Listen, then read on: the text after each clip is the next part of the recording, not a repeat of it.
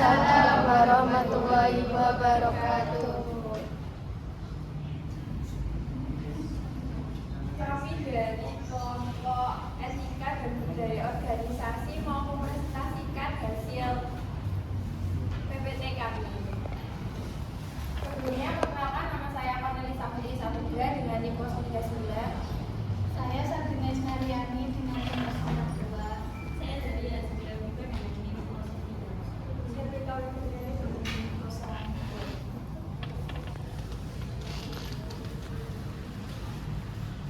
Nah, perbedaan etika dan budaya organisasi. Pengertian etika organisasi. Etika berasal dari bahasa Yunani yang artinya adalah sikap, kepribadian, watak, karakter, serta keyakinan atas sesuatu. Etika adalah pembelajaran mengenai masalah-masalah dan pilihan-pilihan moral. Etika adalah tentang apa yang dianggap baik atau tidak baik dalam suatu organisasi. Baik dalam suatu organisasi belum tentu dianggap baik pada organisasi lainnya. Untuk itu perlu memperhatikan etika masuk dalam suatu organisasi, khususnya organisasi publik seperti pemerintahan. Etika merupakan aplikasi moral yang menetapkan standar apa yang baik dan benar dalam berbagai institusi, teknologi, transaksi, aktivitas, dan usaha yang dikategorikan sebagai bisnis. Pengertian etika kerja. Etika kerja merupakan sikap, pandangan, kebiasaan, ciri-ciri seseorang atau sifat mengenai cara bekerja yang dimiliki seseorang, suatu golongan atau suatu bangsa. Indikator etika kerja menurut Jarvis. Yang pertama adalah bertanggung jawab. Di sini bertanggung jawab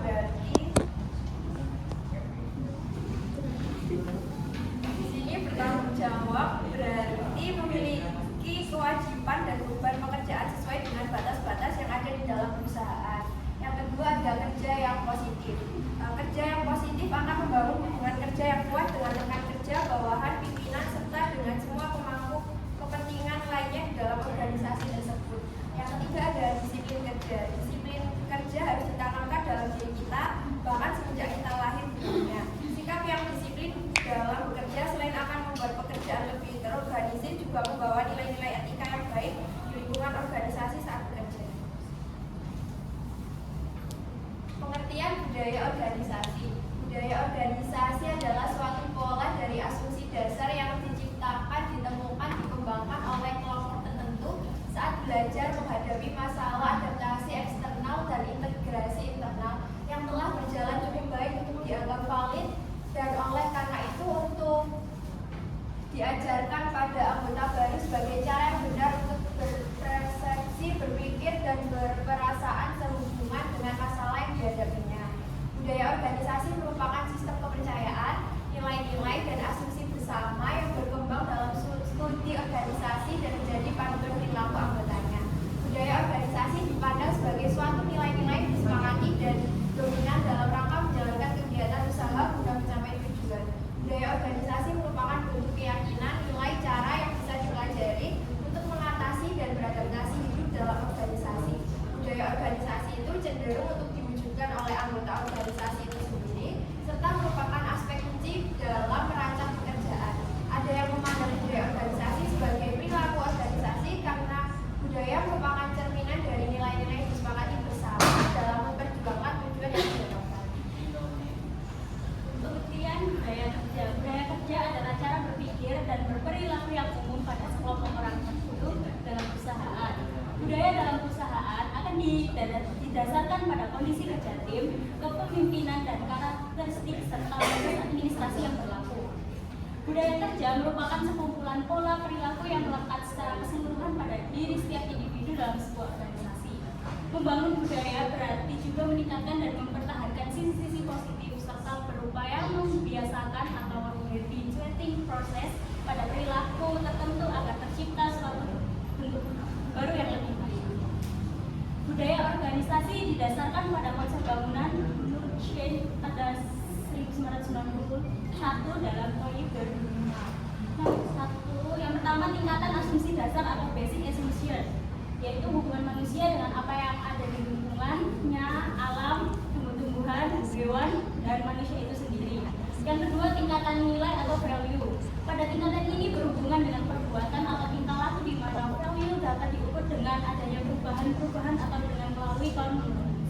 sosial. Yang ketiga, tingkatkan sesuatu yang ditinggikan atau artifact, sesuatu yang bisa dilihat tetapi sulit untuk ditirukan, dapat berupa bentuk teknologi atau seni atau juga sesuatu yang bisa didengar. Mengukur budaya organisasi, yang pertama adalah pandangan karyawan terhadap organisasi. Pandangan karyawan terhadap organisasi dalam budaya organisasi mengacu pada cara karyawan memahami, menilai, dan merasakan organisasi tempat mereka bekerja berdasarkan nilai, norma, kebijakan, dan praktik yang ada. Yang kedua, patuh terhadap ketentuan organisasi. Patuh terhadap ketentuan organisasi dalam budaya organisasi berarti karyawan dan anggota organisasi mematuhi aturan, norma, nilai, dan kebijakan yang telah ditetapkan oleh organisasi. Kepatuhan ini merupakan bagian penting dari budaya organisasi karena mencerminkan sejauh mana individu menghormati struktur, tujuan, dan etika organisasi. Yang ketiga, menghargai sasaran yang ingin dicapai. Menghargai sasaran yang ingin dicapai dalam budaya organisasi berarti karyawan dan seluruh anggota organisasi menghormati dan mendukung tujuan serta visi yang telah ditetapkan. Ini merupakan aspek penting dalam menciptakan budaya kerja yang berorientasi pada hasil dan mencerminkan keselarasan antara individu dan organisasi. Yang keempat, menghargai perkembangan organisasi. Menghargai perkembangan organisasi dalam budaya organisasi berarti karyawan, manajemen, dan seluruh pihak terkait mendukung, menghormati, dan berkontribusi terhadap kemajuan serta pertumbuhan organisasi. Hal ini melibatkan pengakuan terhadap inovasi, perubahan, dan perbaikan yang dilakukan untuk mencapai tujuan bersama. Dan yang terakhir, mendorong terciptanya persaingan. Mendorong terciptanya persaingan dalam budaya organisasi berarti menciptakan lingkungan di mana karyawan atau tim terdorong untuk bersaing secara sehat guna meningkatkan kerja, inovasi, dan produktivitas. Persaingan yang sehat dapat memberikan banyak manfaat jika dikelola dengan baik dan tetap sejalan dengan nilai-nilai organisasi. Hubungan antara etika dan budaya organisasi. Etika dan budaya organisasi saling melengkapi dalam mempengaruhi perilaku individu dan kelompok dalam suatu organisasi. Jika etika menjadi nilai dan keyakinan yang terinternalisasi dalam budaya perusahaan, maka akan berpotensi menjadi dasar kekuatan perusahaan dan stimulus dalam peningkatan karyawan. Selanjutnya ada prinsip etika kerja dan budaya organisasi. Jadi beban kerja adalah besaran pekerjaan yang harus dipikul oleh suatu jabatan atau organisasi dan merupakan hasil karya antara volume dan juga norma waktu. Masalah dalam beban kerja juga sangat perlu untuk diperhatikan, di mana beban kerja adalah suatu perbedaan antara kapasitas atau kemampuan pekerja dengan tuntutan pekerjaan yang harus dihadapi. Mengingat kerja manusia itu bersifat mental dan juga fisik, maka masing-masing mempunyai tingkatan pembebanan yang berbeda-beda. Tingkat pemakaian energi yang berlebihan akan menyebabkan terjadinya overstress pada karyawan tersebut. Selanjutnya, ini ada peran kebijakan pemerintah, itu ada 4. Yang pertama, mendorong pertumbuhan ekonomi dan menciptakan lapangan kerja melalui pembangunan infrastruktur. Yang kedua, Bank Sentral menurunkan suku bunga untuk mendorong pinjaman dan juga investasi. Yang ketiga, mengurangi pajak untuk meningkatkan daya beli masyarakat dan mendorong investasi bisnis. Yang keempat dan yang terakhir, meluncurkan program bantuan tunai bagi masyarakat dalam taraf kemiskinan. Karakteristik etika dan budaya dalam organisasi. Karakteristik etika organisasi ada 7. Yang pertama, normatif, berfungsi sebagai pedoman untuk menentukan mana yang baik dan mana yang benar. Yang kedua, universal, dapat ditetapkan diterapkan di berbagai konteks maupun budaya. Yang ketiga itu praktis. Etika tidak hanya bersifat teoritis tetapi juga praktis. Dia mengarahkan individu untuk bertindak baik dan menjauhi perilaku buruk dalam kehidupan sehari-hari. Yang keempat, bersifat relasional. Etika seringkali berhubungan dengan interaksi antar individu dan dampak tindakan seseorang terhadap orang lain. Yang kelima, didasarkan pada prinsip moral. Etika berakar pada prinsip-prinsip moral yang mendasari sikap atau tindakan manusia, termasuk keadilan, kebaikan, dan juga kasih sayang. Yang keenam, mengatur perilaku. Etika bertujuan untuk mengatur perilaku individu dalam kehidupan sosial sehingga menciptakan harmoni dan stabilitas dalam masyarakat. Yang ketujuh dan yang terakhir, bersifat dinamis.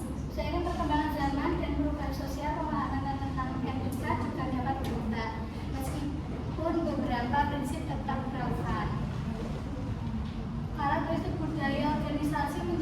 Inggris 2003 juga ada 7. Yang pertama otonomi individu, yaitu kadar kebebasan, tanggung jawab, dan kesempatan individu untuk berinisiatif dalam organisasi. Yang kedua yaitu struktur, kadar peraturan dan ketetapan yang digunakan untuk mengontrol perilaku pegawai.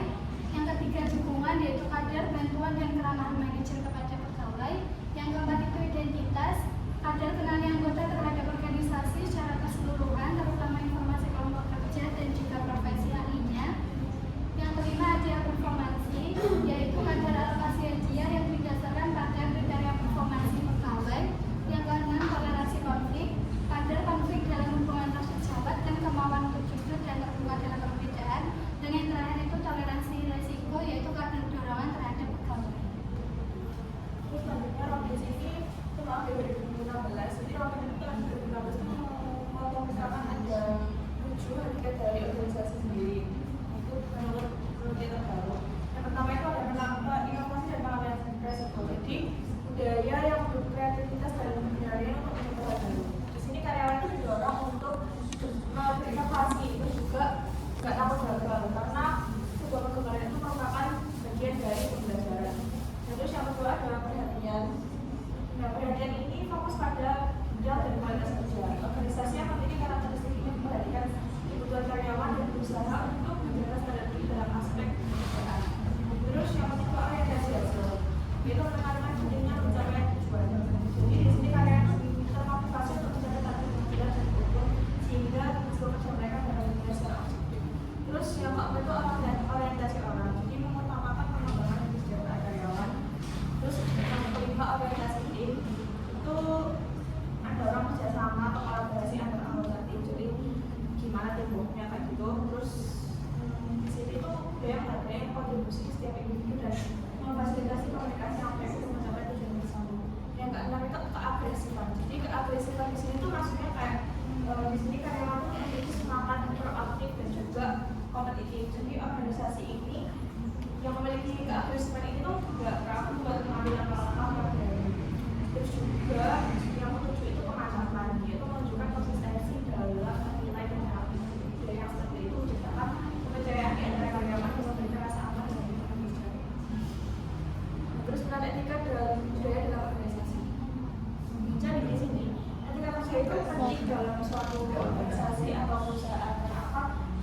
Karena di sini tuh dapat antara karyawan itu memiliki etika yang sama di dalam orang bekerja, sehingga yang memiliki etika yang telah ditetapkan oleh masing-masing karyawan maka harus mengetahui tidak karyawan. Etika yang tadi itu bakal membantu dalam tingkat efektif bersama karyawan. Semakin tinggi tingkat ketika kerja karyawan, maka hal ini akan diikuti oleh semakin tinggi tingkat kerja karyawan juga. Jadi misalkan kalau di perusahaan itu kalau etika dari karyawan itu baik, maka toksik, juga saling menolak sampai bau-bau kayak gitu, nanti kinerja dari karyawan itu bakal meningkat. Tapi sebaliknya kalau misalkan dalam perusahaan itu ada bersama karyawan etikanya itu buruk, juga misalnya etika dari bosnya juga itu kayak semena-mena kayak gitu. Nah itu biasanya mengaruhi juga dari kinerja dari karyawan itu sendiri. Terus peran budaya bekerja terhadap organisasi. Nah jadi ketika budaya organisasi itu jalan dengan baik, maka akan mempengaruhi kerja para karyawan ke arah yang positif. Sehingga dengan kinerja yang meningkat, maka hal ini akan diukur dengan meningkatnya pencapaian hasil dalam organisasi tersebut. Tapi jika budaya organisasi tidak berjalan dengan baik, maka hal ini akan menyebabkan ada suatu masalah dalam sistem kinerja karyawan, sehingga masalah tersebut harus cepat mungkin untuk diatasi karena akan mempengaruhi hasil pencapaian dari organisasi tersebut. Jadi misalnya kayak di perusahaan itu kan sudah terjelaskan dalam strategi apa, misalkan ada kayak huru-hara atau misalkan nggak cocok sama kerjaannya kayak gitu, itu bisa bilang sama HRD-nya kayak kurang apa kayak gitu. Terus daya organisasi dengan karyawan itu memiliki hubungan yang sangat penting karena kinerja karyawan akan menjadi semakin buruk jika tidak adanya suatu budaya organisasi yang benar-benar diterapkan dan dipatuhi oleh karyawan. Jadi budaya organisasi yang penting karyawan itu akan membantu perusahaan yang tidak dapat dibesarkan.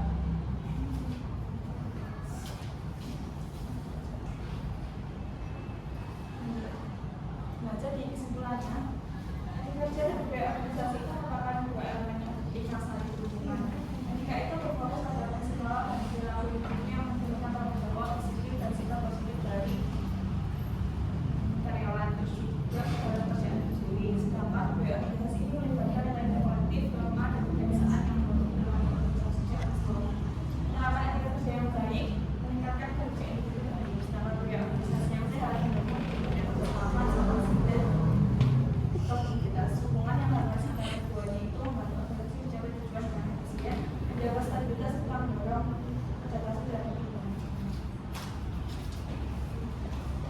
pateni ya.